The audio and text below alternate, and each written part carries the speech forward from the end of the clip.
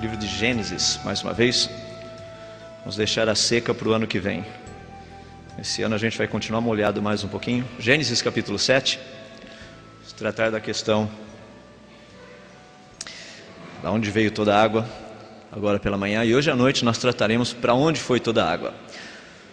Tem tanta gente perguntando os dinossauros por aí, o que a gente vai fazer com esses dinossauros, que é o seguinte: eu vou juntar na palestra de amanhã pela manhã a questão dos dinossauros. Então eu vou dar uma palestrinha sobre os dinossauros para aqueles que quiserem levar um pouquinho para casa os dinossauros. Então amanhã cedo nós vamos tratar também dos dinossauros, tá? De uma palestra já planejada, eu vou compactar essa segunda palestra sobre a terceira palestra, desculpem, a sétima palestra sobre o dilúvio. Vou dar uma compactada nela e trabalhar um pouquinho a respeito dos dinossauros. Tem tanta gente querendo saber o que aconteceu com essa bicharada. Então vamos dar uma olhadinha o que a ciência tem nos dito. Gênesis capítulo 7, lendo apenas alguns versículos, começando no verso 1 mais uma vez. Então o Senhor disse a Noé: entre na arca você e toda a sua família, porque você é o único justo que encontrei nesta geração. Leve com você 7 casais de cada espécie de animal puro, macho e fêmea, e um casal de cada espécie de animal impuro, macho e fêmea. E leve também 7 casais de aves de cada espécie, macho e fêmea, a fim de preservá-las em toda a terra. Daqui a 7 dias farei chover sobre a terra, 40 dias e 40 noites, e farei desaparecer da face da terra todos os seres vivos que fiz. E Noé fez tudo como o Senhor lhe havia ordenado. Noé tinha 600 anos de idade quando as águas do dilúvio vieram sobre a terra. Noé, seus filhos, sua mulher e as mulheres de seus filhos entraram na arca por causa das águas do dilúvio. Casais de animais grandes, puros e impuros, de aves e de todos os animais pequenos que se movem rente ao chão, vieram a Noé e entraram na arca, como Deus tinha ordenado a Noé. E depois dos 7 dias, as águas do dilúvio vieram sobre a terra. No dia em que Noé completou 600 anos, 1 mês e 17 dias, nesse mesmo dia, todas as fontes das grandes profundezas jorraram, e as comportas dos céus se abriram, e a chuva caiu sobre a terra 40 dias e 40 noites. Vamos orar ao Senhor nosso Deus. Pai, mais uma vez nós buscamos a Ti, rogando sabedoria, capacidade e entendimento para trabalharmos essas questões que um dia fizeram parte da geologia e da hidrodinâmica do nosso planeta.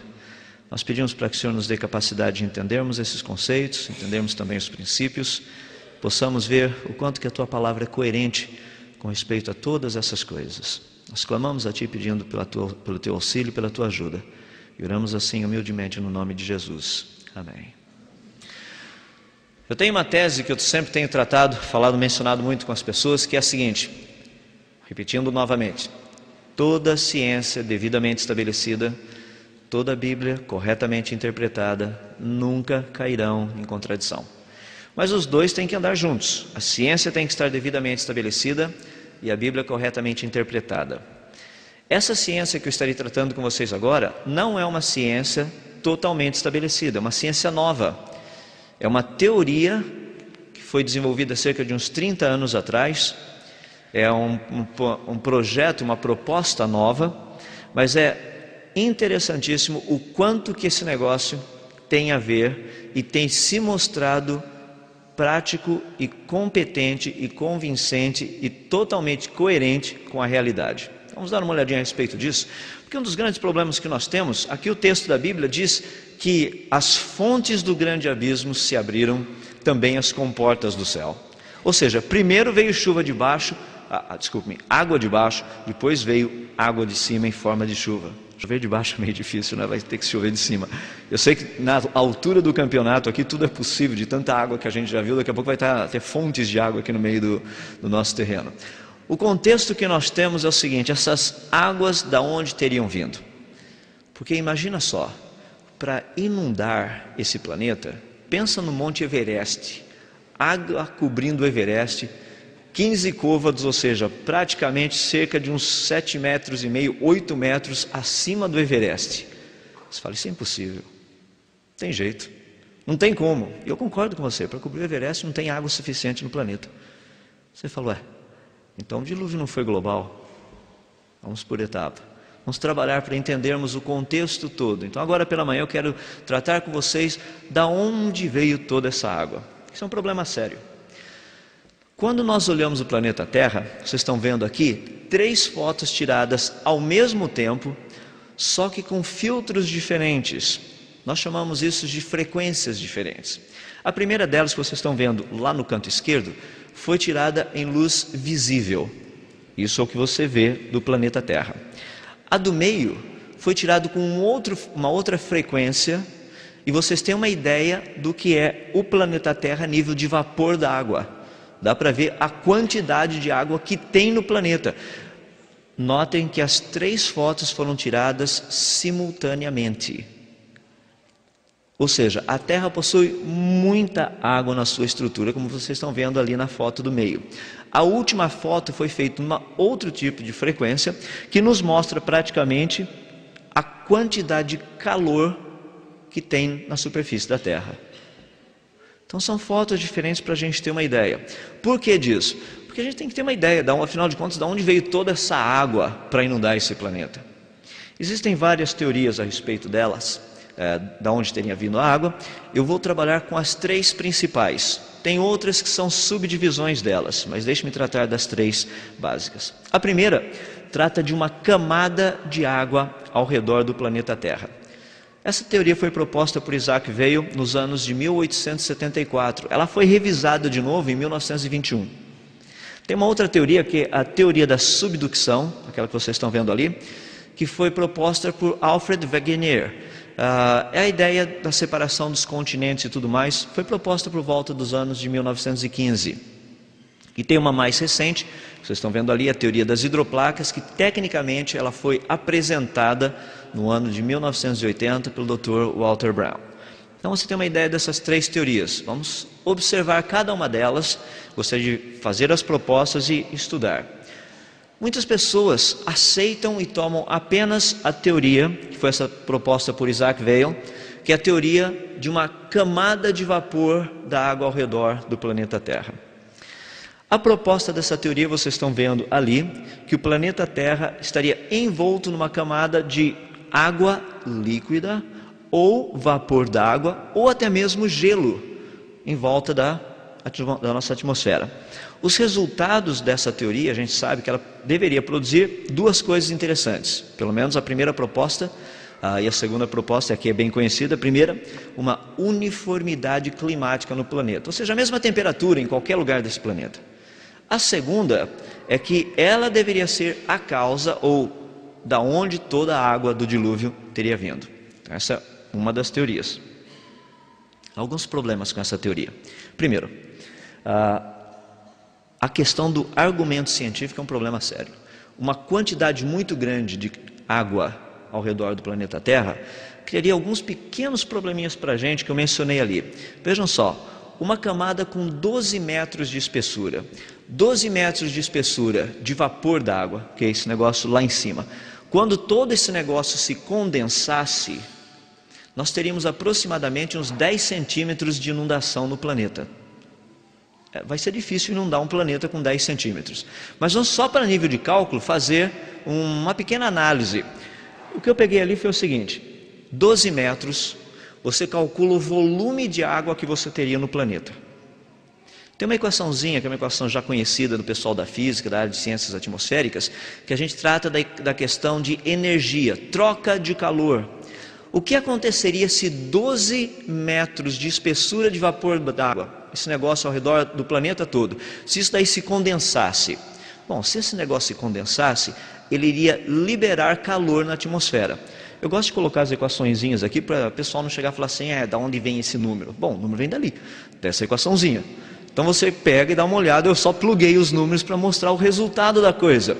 O problema é que uma camada de vapor de 12 metros de espessura produziria um aumento de temperatura na superfície do planeta de aproximadamente 450 graus.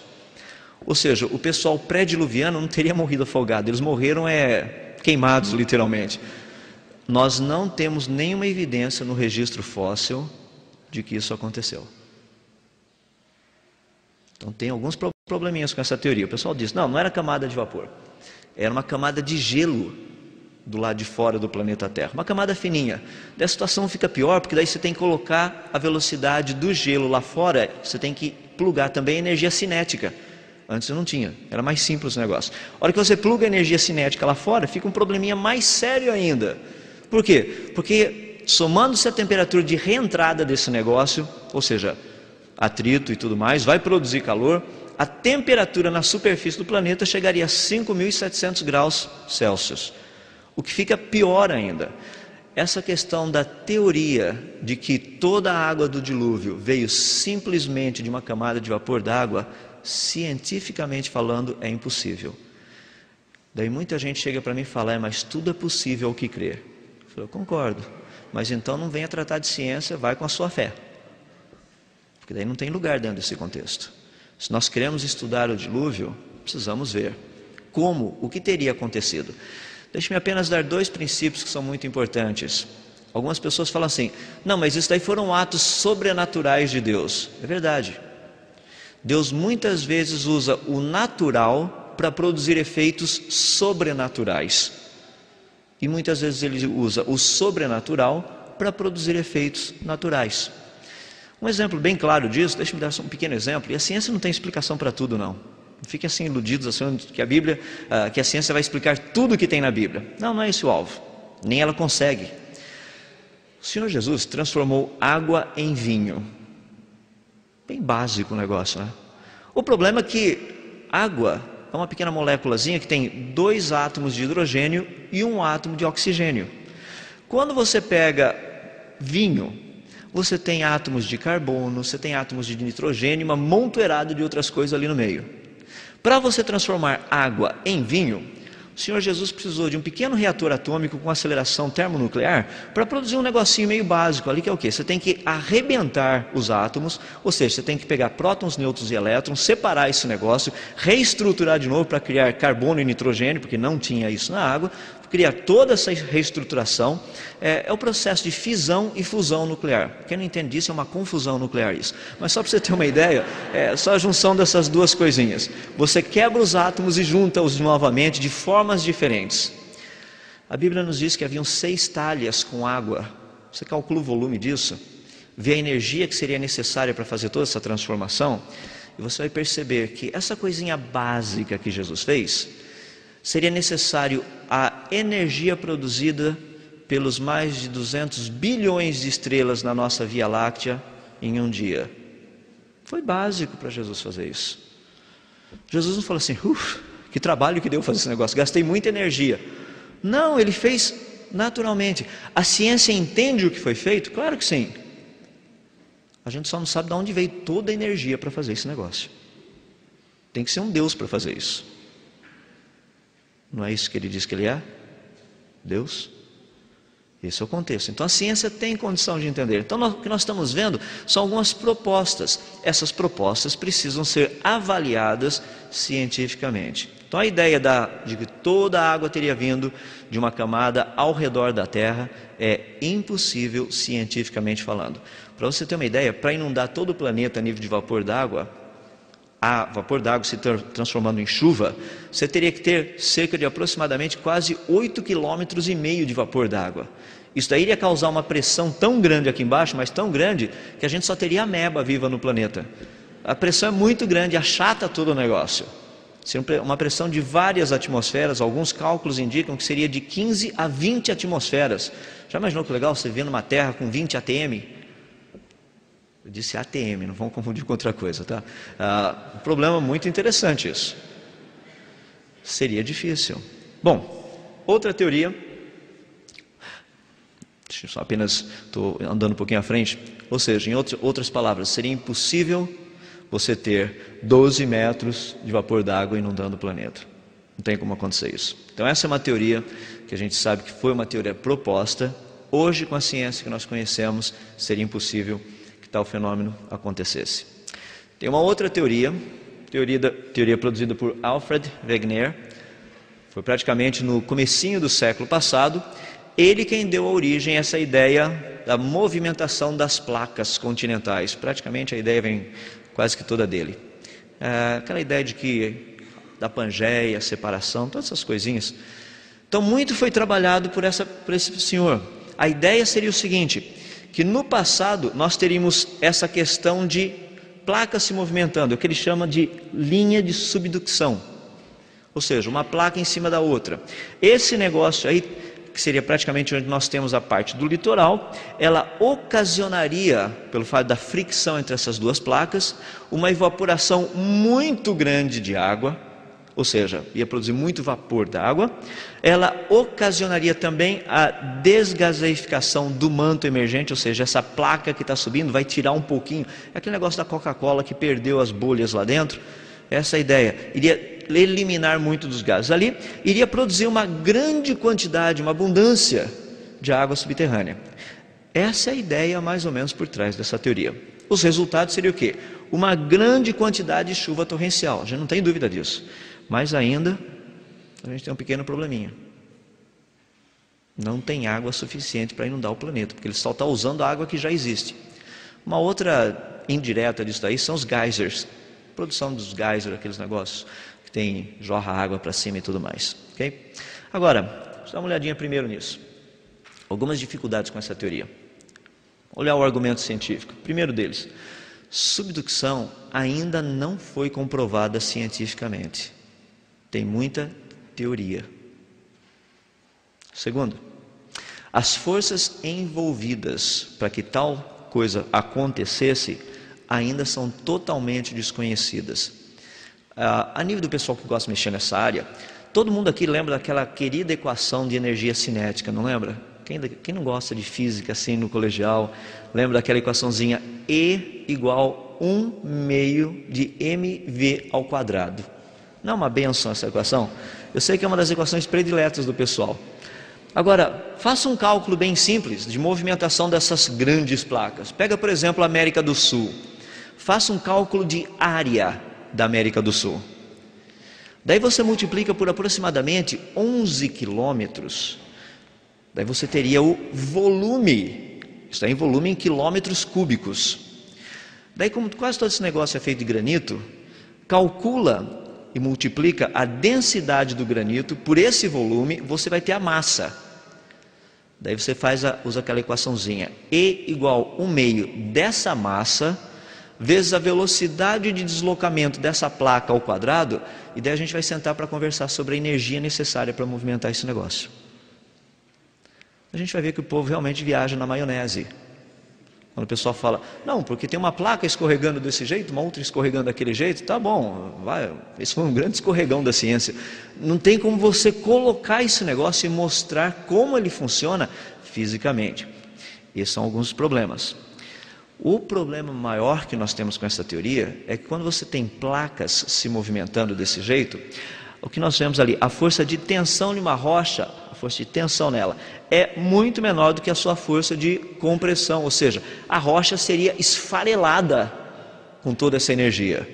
A rocha não ficaria escorregando bonitinha. Bom, deixando os detalhes técnicos, o maior problema que a gente tem com essa teoria é que ela não explica de onde veio toda a água. Esse é um problema básico, ou seja, você tem que saber de onde veio toda a água. É isso uma teoria que a gente quer. Essa teoria explica, complica, duplica e tudo mais, mas não fala de onde veio toda a água. Então nós temos duas teorias que são muito conhecidas. O pessoal fala muito da teoria das placas tectônicas, que é essa ideia que está aí, a teoria da chamada camada de vapor ao redor do planeta Terra.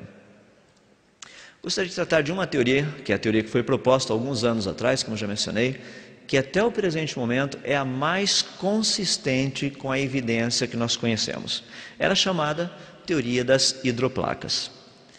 A proposta dela é básica, diz o seguinte, que o planeta Terra possuía na sua forma original, ou seja, antes do dilúvio, um lençol de água subterrâneo homogêneo, aproximadamente 11 a 12 quilômetros de profundidade. Mais ou menos 1 quilômetro de espessura. Essa é a ideia do que seria esse lençol de água. Os resultados são dois muito interessantes. O primeiro, ele explicaria a questão da uniformidade de temperatura no planeta. A outra, a fonte da água do dilúvio, da onde teria vindo toda essa água. A questão da uniformidade da água no planeta é muito importante. Desculpa, uniformidade da temperatura do planeta. Lembra que quando Deus criou Adão e Eva, Deus os criou assim, no estado original, ou seja, você não nasce com roupa. Agora imagina a diferença de temperaturas, o que não aconteceria. Adão e Eva lá batendo o queixinho e falando: Senhor, o Éden é uma delícia, mas está frio o negócio por aqui, entende? Folha de bananeira, vocês já perceberam que não resolve muito para aquecer. Então tem um contexto todo que a gente percebe que havia uma distribuição uniforme. O próprio registro fóssil nos mostra isso. Hoje os estudos na área de paleontologia, uma das áreas fascinantes que o pessoal está querendo desenvolver tecnologia para estudar com mais precisão é justamente no Polo Sul. Existem florestas inteirinhas lá no Polo Sul. Você fala: nunca vi uma foto de uma floresta. É óbvio que está embaixo do gelo, né? Tem muita neve lá. Lá embaixo tem todo esse contexto. Isso que é importante. Vamos tratar um pouquinho a respeito disso. Por quê? Essa teoria propõe duas coisas que são interessantes. Uma é as dificuldades com a teoria relacionadas com o argumento científico. A pergunta é: como é que essa água foi parar lá embaixo? Isso é um problema sério. Provar que essa procedência desse imenso reservatório, dessas águas subterrâneas, foi algo que fez parte da criação. Então esse é um problema. Nós vamos olhar e observar algumas coisas para ver a questão da consistência, porque essa é a única teoria que nós temos que tem condição de satisfatoriamente mostrar de onde veio toda a água do dilúvio. Vamos tratar da questão da Pangeia. Tem dois problemas sérios aí. Eu vou observar segundo as placas tectônicas e daí segundo a teoria das hidroplacas. Como a computação gráfica é rápida, prestem atenção porque eu não tenho replay, tá? Então vai ser rapidinho para você ver. Isso seria mais ou menos, segundo a teoria das placas tectônicas, a formação ou a constituição do planeta Terra antes da separação dos continentes. O que teria acontecido, prestem atenção ali, seria algo mais ou menos assim. Essa é a proposta do que teria acontecido. Essa é uma proposta difícil, porque você tem continentes rotacionando. Você tem a Austrália, por exemplo, saindo ali pertinho da África, indo lá parar do outro lado onde ela foi parar. Como que ela teria chegado até lá? É o maior escorregão. Agora, pensa um continente todo, não estou falando de uma pedrinha pequena. É um continente todo se deslocando em cima de rocha. Como fazer com que isso aconteça? A proposta da teoria das hidroplacas é um pouquinho diferente. Essa seria a ideia, como ele estaria junto praticamente antes do dilúvio. Preste atenção que teria acontecido. O deslocamento apenas lateral. Não teve rotação, nada desse tipo. Dá para perceber o que houve, a diferença entre os dois. Isso é meio básico para algumas coisas que nós vamos tratar hoje à noite, que é a formação dos continentes. Como que teriam se formado os continentes? Antes do dilúvio, já havia a Cordilheira dos Andes, já havia os Himalaias. Nós já tínhamos, por exemplo, toda aquela cadeia de montanhas lá no norte da América, as rochosas. Nós já tínhamos os Alpes suíços e todas as demais cadeias de montanhas que a gente tem pelo mundo.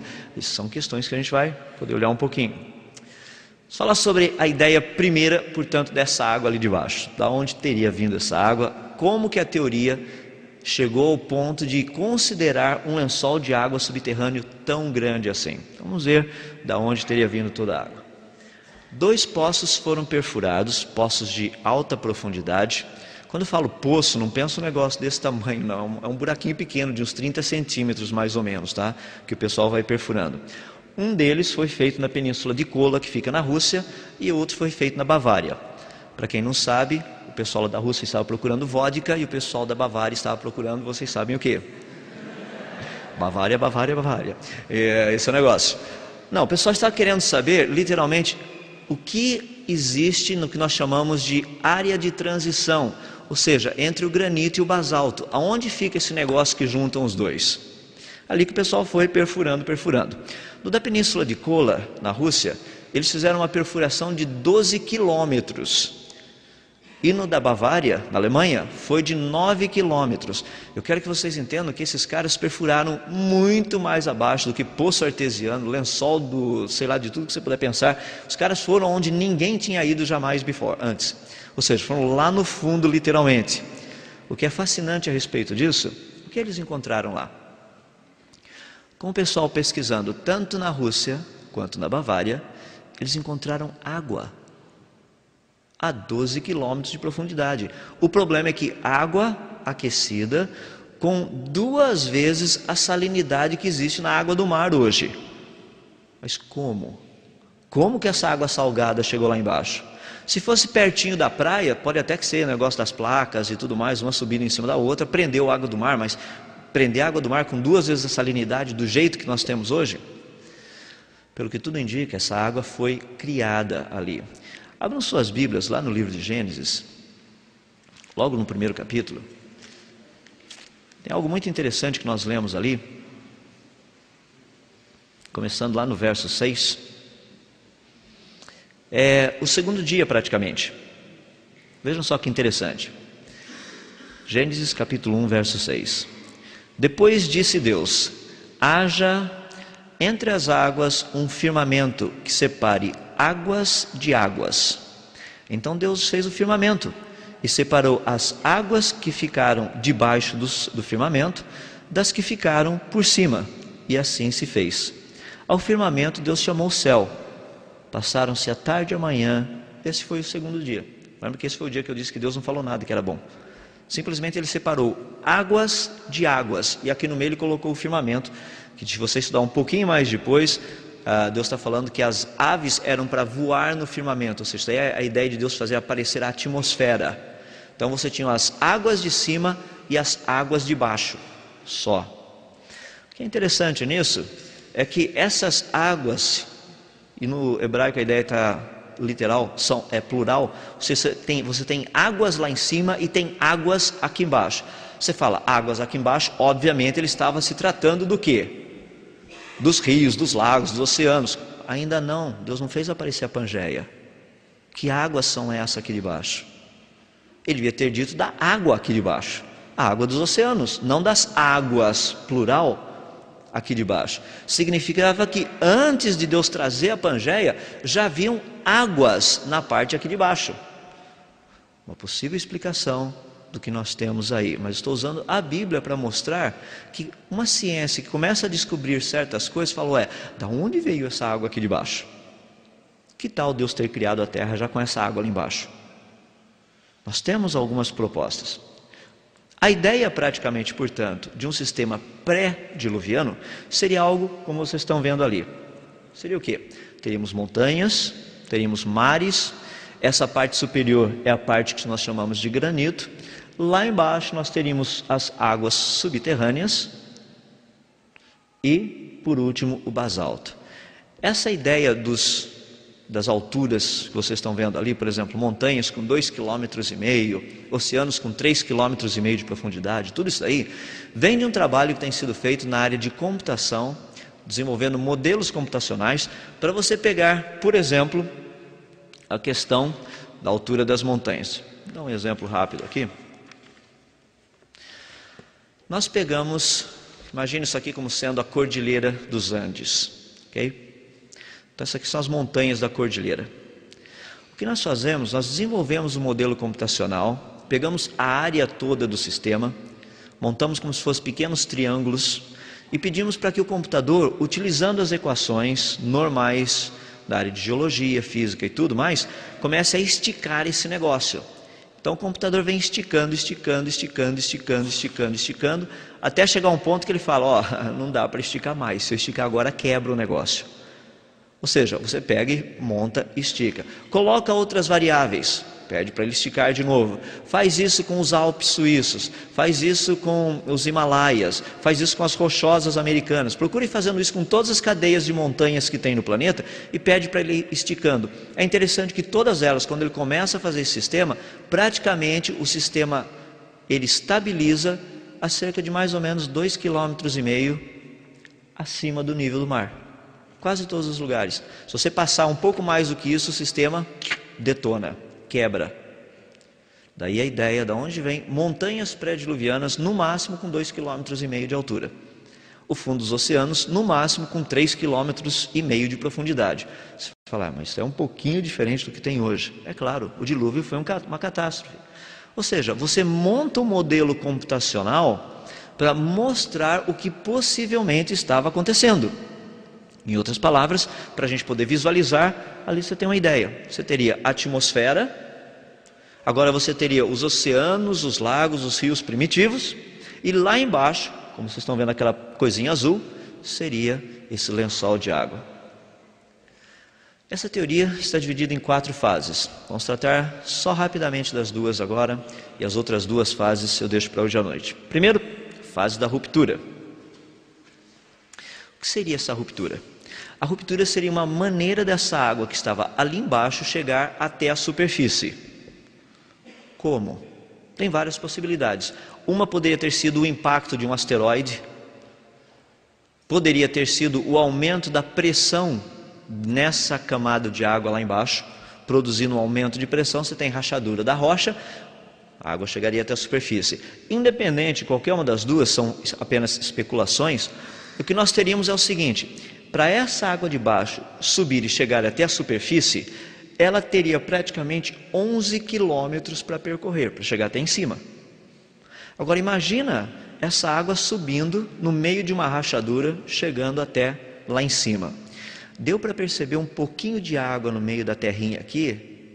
O zoe que faz, a lama que fica o negócio. Imagina 11 quilômetros de enxurrada. Como que esse negócio não chegaria na superfície?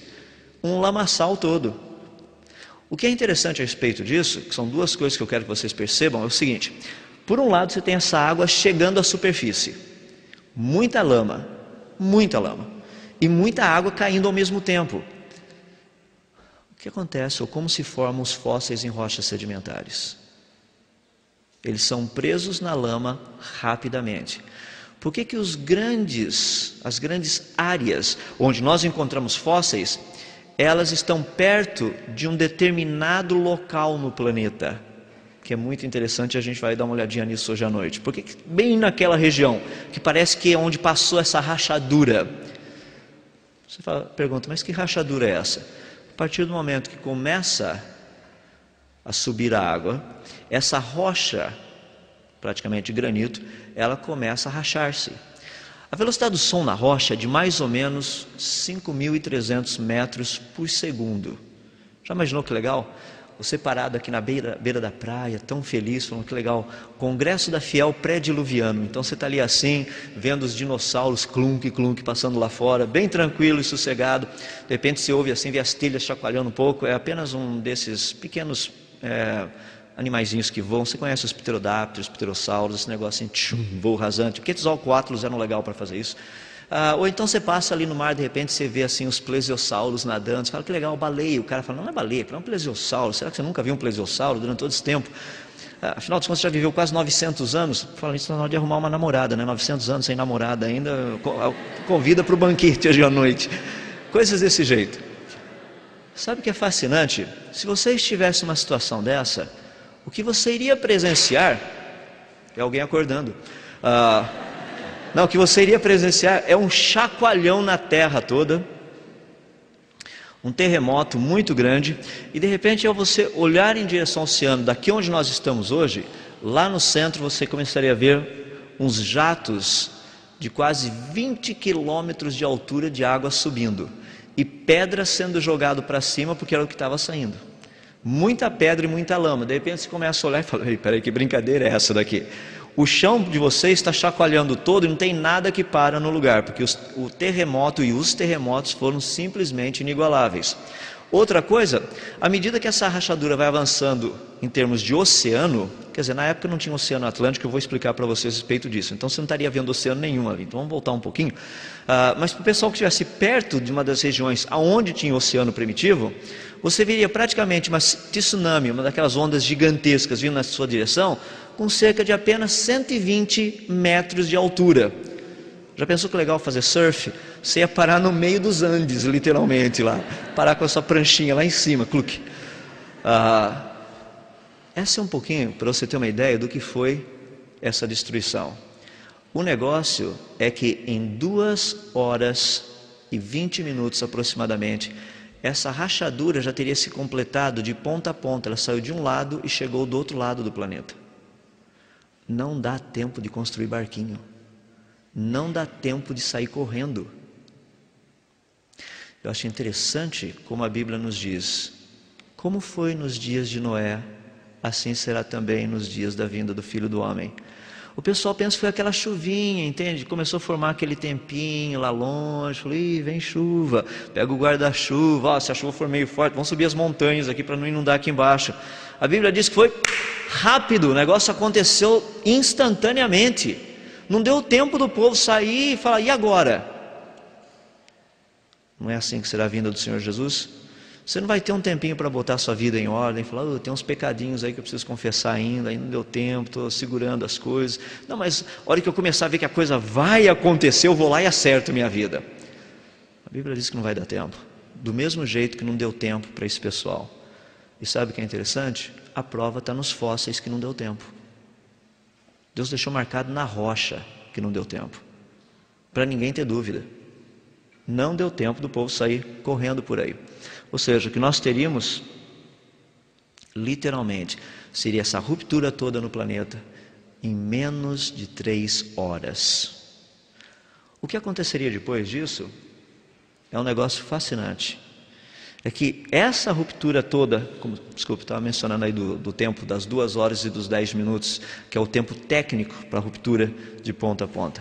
O que teria acontecido durante esse tempo, só quem esteve lá para realmente nos contar.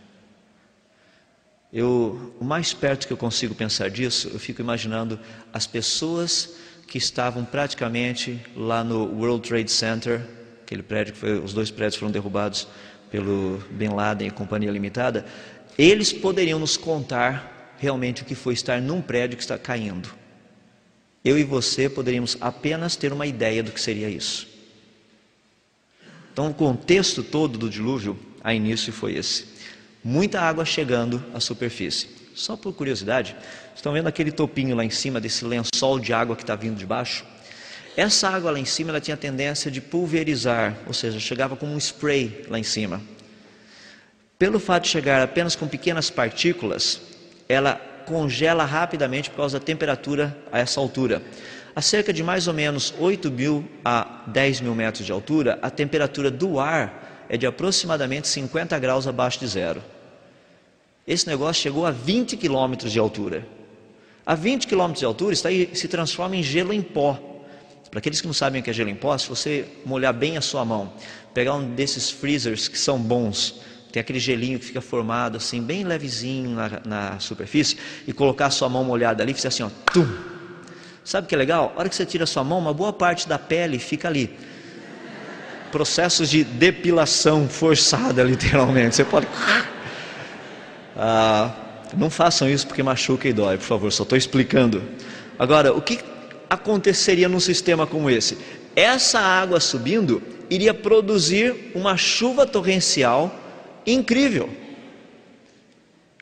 Primeiro água e também gelo em pó, não é nevezinha, é gelo em pó. Para você ter uma ideia, uma tempestade a 50 graus abaixo de zero, se você pegar a sua xícarazinha de café quentinho, a uns 60 graus mais ou menos, e jogar, não vai cair café nenhum no chão. Ele faz assim, ó, ele literalmente evapora, vira gelinho, igual como se fosse areia do mar. Imagina todo esse gelo caindo de uma vez só. Alguns mamutes um pouquinho mais distantes, comendo sua comidinha sossegado e folgado lá, de repente começa a cair essa aguinha em cima deles e de repente, cluft, toneladas de gelo em pó em cima dessa molecada. Não deu nem tempo de parar de mastigar, tá ali, ó. Ficou preso o negócio. Não é interessante que nós encontramos muitos mamutes congelados na Sibéria, rinocerontes e animais desse tipo? Eles são encontrados congelados ainda com comida na sua boca, comida no seu estômago, sem ter passado pelo processo de digestão. Agora, o que estaria fazendo um mamute congelado na Sibéria? Mamute na Sibéria até que faz sentido, mas ele na Sibéria comendo planta tropical e congelado. Como que você congela um mamute? O pessoal fala, é a idade do gelo. Ah, tá bom. A Idade do Gelo eu só acredito no desenho animado e gosto daquele esquilinho legal ainda. Mas fora disso, cientificamente falando, a história é outra. O mamute teria ficado ali algumas centenas de anos esperando ser congelado. Falou, já vou virar um fóssil daqui a pouco. Quer dizer, ele virou. Mas ficar todo esse tempo esperando ser congelado, o congelamento foi rápido, extremamente rápido. Aqui nós temos uma pequena explicação do que teria sido isso. Segunda parte, e nós terminamos aqui, essa é uma parte rápida, é a parte mais fácil, a inundação. Ou seja, essa água de baixo que estava sob pressão, por questão de calor, por questão da própria pressão das rochas, granito em cima, basalto embaixo, agora totalmente liberada, teria produzido algo desse nível. A maior inundação que esse planeta já viu. O que é fantástico nessa inundação é que ela teria tomado conta do planeta todo em menos de 40 dias. Porque pensa o seguinte, à medida que a água de baixo está subindo, porque agora não está mais lá embaixo, ela está subindo, todo esse mega continente ele está agora afundando. Então você já tinha a água de cima, mais água de baixo que está subindo e ele afundando. Dá para inundar todo mundo aí? Dá. Não com a geologia que nós temos no planeta hoje. Por isso que eu falei a respeito dos modelos computacionais que nos mostram que antes do dilúvio, a Terra era muito mais plana do que o que ela é hoje. Só para terminarmos, esse contexto todo foi algo impressionante. Foi impressionante por quê? Porque durante esses 40 dias, que a Bíblia nos chama, foram dias praticamente de inundação. Foram os dias mais terríveis que esse planeta já percebeu até o presente momento. Ou seja, a quantidade de furacões, de tornados, de maremotos, terremotos e companhia limitada é inigualável tanto na intensidade quanto na quantidade. As tempestades com descargas elétricas devem ter sido coisa do outro mundo praticamente. Parecia assim jogo de futebol quando marca um gol, aquela montoeirada de flashes. Eu presenciei uma dessa nos Estados Unidos há cerca de uns 10 anos atrás. Depois daquela tempestade, parecia que tinham deixado a luz lá de fora ligada, a luz do poste estava ligada o tempo todo. O pessoal que faz a marcação na região, eles fizeram um levantamento, caiu em média mais ou menos 75 raios por minuto na região onde nós estávamos. Isso por um espaço de aproximadamente 12 minutos. Dá para ter uma ideia do que é isso. É mais do que um raio por minuto. Por segundo. O negócio foi muito grande. Isso foi o contexto do dilúvio. A minha pergunta com isso é: quando você pensa em vida de vitória, o que isso tudo tem a ver com uma vida de vitória? É o fato de estar preparado. Noé não sabia quando viria, nem como viria. Ele não tinha essa ideia. Deus mandou que ele se preparasse. A palavra do nosso Deus nos diz o quê? Para que nós estejamos preparados para nos encontrarmos com o Senhor Jesus. Se Ele voltasse hoje, nesse momento, como você e eu estaríamos preparados para isso? O dilúvio tem uma história para nos contar. Algo repentino, do zero, do nada. Hoje à noite nós vamos tratar do que aconteceu depois disso, segunda parte da novela, né? Então a gente vai ver como que funcionou esse negócio, a formação dos continentes, o que a gente tem condição de aprender. Vamos buscar a Deus mais uma vez em oração, nós teremos nosso tempo de perguntas e respostas aí. Vamos orar. Senhor, quando nós pensamos a respeito de todas essas coisas, apenas o que a nossa mente consegue produzir a nível de imagens, o que a gente consegue imaginar, já nos causa assombro, medo e até mesmo terror. Imagina as pessoas que viveram essa realidade. Homens e mulheres que num dia estavam ali, como diz a tua palavra, casando-se, dando-se em casamento, comendo, festejando, fazendo as suas coisas normais do dia a dia, comprando, vendendo, planejando, alguns até talvez planejando sair de férias, outros planejando um trabalho novo, coisas desse jeito. Todos esses sonhos foram interrompidos num abrir e fechar de olhos praticamente. E a Tua palavra nos diz que isso será exatamente a mesma coisa quando Teu Filho voltar. Haverão pessoas que estarão planejando, outros que estarão sonhando em fazer coisas, outros que estarão saindo para fazer coisas. Pedimos a Deus para que o Senhor nos ajude a vivermos uma vida santa, uma vida consciente de que a vinda do Teu Filho Jesus pode se dar a qualquer momento.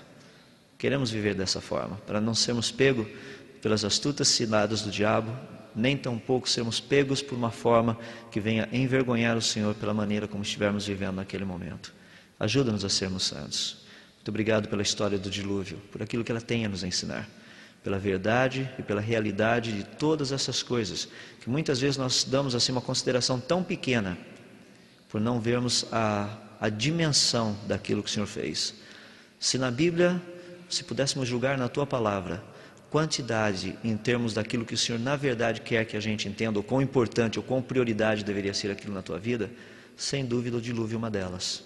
O Senhor gastou mais de 3 capítulos falando sobre esse único evento.